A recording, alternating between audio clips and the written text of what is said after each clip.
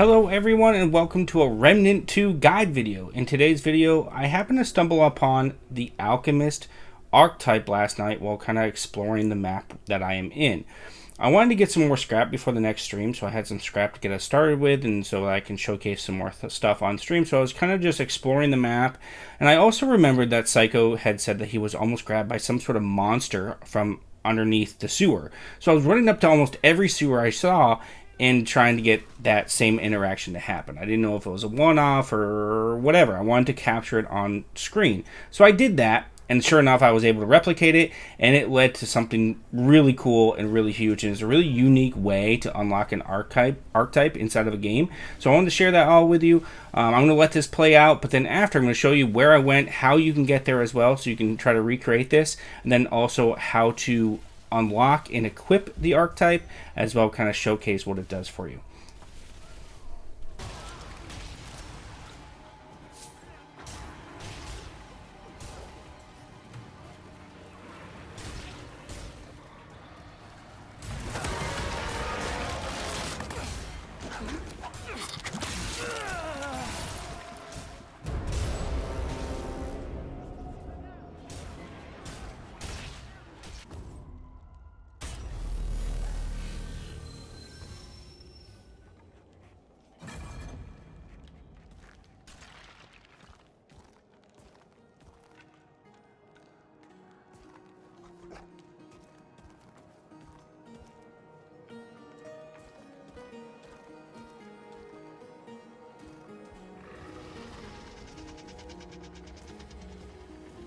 Shit!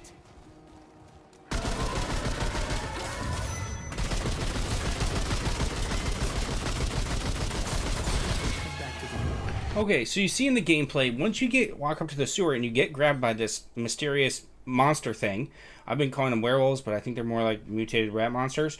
But once you get grabbed by the monster, he's going to pull you in. You're going to have to face him inside of this little area. He's relatively easy to bring down, and then you can acquire the mysterious stone. I want to show you this on screen now as well, that there is a little chest out here, so make sure you hit this chest before you do move on. This is where I was on the map. I was in the Lost Psalm, I'm going to probably butchering that as well, region, and then I went up to the Oracle's Refuge checkpoint. If you load into this checkpoint, it's relatively easy to find your way. It's pretty much a straight shot, so I'm going to show you here on screen now. You're here at the checkpoint, you're going to come in, you're going to turn around directly. There we go, good, cool. So you're going to turn around directly, and you're going to head straight. Keep going, and on your left, you're going to come to a big steel door. Now, I did open this door on the first playthrough, so this big steel door can be opened from this side. You're going to come through it, you're going to head to your left, and you're going to head straight on. Now, these sewers are all over this area, so really I think any one of them. Psycho did get grabbed from a different one than this, but this is the one that I was grabbed from, and it is relatively easy to find, so I wanted to show you this. So you just come here straight down, and then you'll see it here underneath.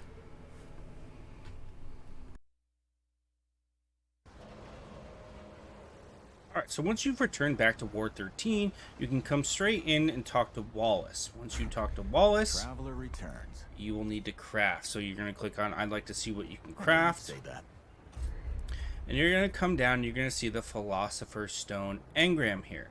Once you have the mysterious stone from killing the beast, we'll call it, the luminant crystals, you're going to need 10 of those, and you're going to need 1,000 scrap. You can craft that, click X if you're on PlayStation, A, mouse, whatever, and then click X again. You've now crafted it, which is great. You have now acquired your next archetype. If you go into your character, you can now equip this archetype by scrolling up to your current archetype and clicking on that again. You'll then go to your archetype piece or archetype item or other engram that you're currently using. You'll click on that as well, and you'll now see the engram for the Alchemist Archetype. If you click on that again, it will automatically select it and put it into your role. If you do have dual roles unlocked now, you can do the same thing over here. I don't have my handler up to 10 yet, so I can only have one role.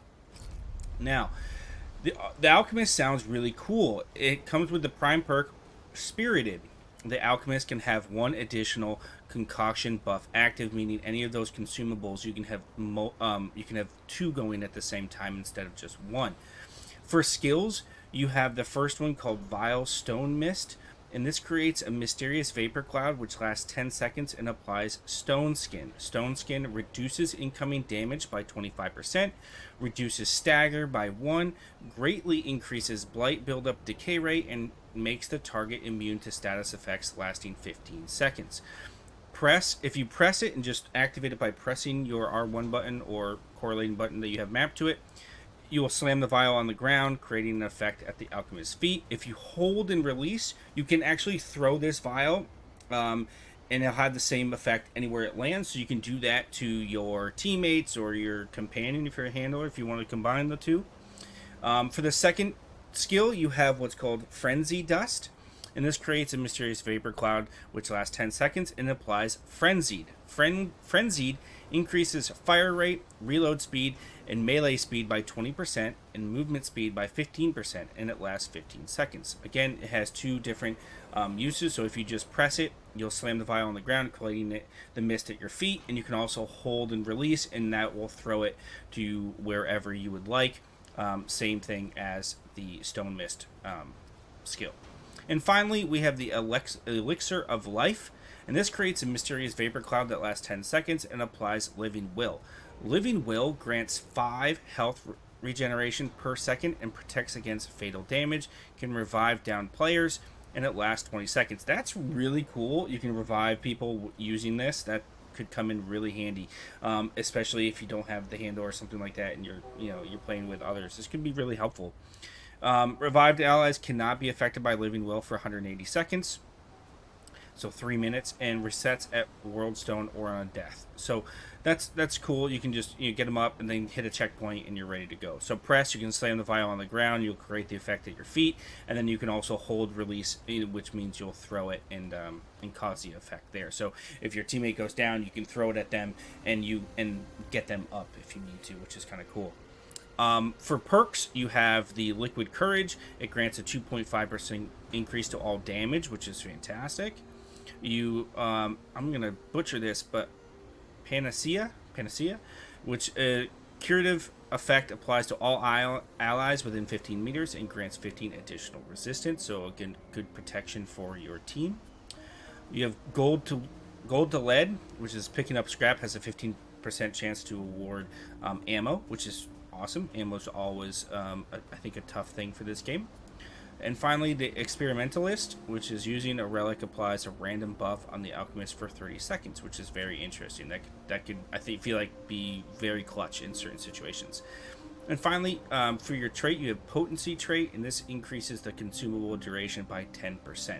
So this is a really cool archetype. I think I'm going to actually try, once I get my dual archetype going, I'm going to try to use this with my handler and see how it goes. But hope this video helps you all. Thank you all so much for tuning in today, and be on the lookout for more Remnant 2 content on the channel. If this video did help you, please consider dropping a like and subscribing for more content. Thank you all very much. Have a great day.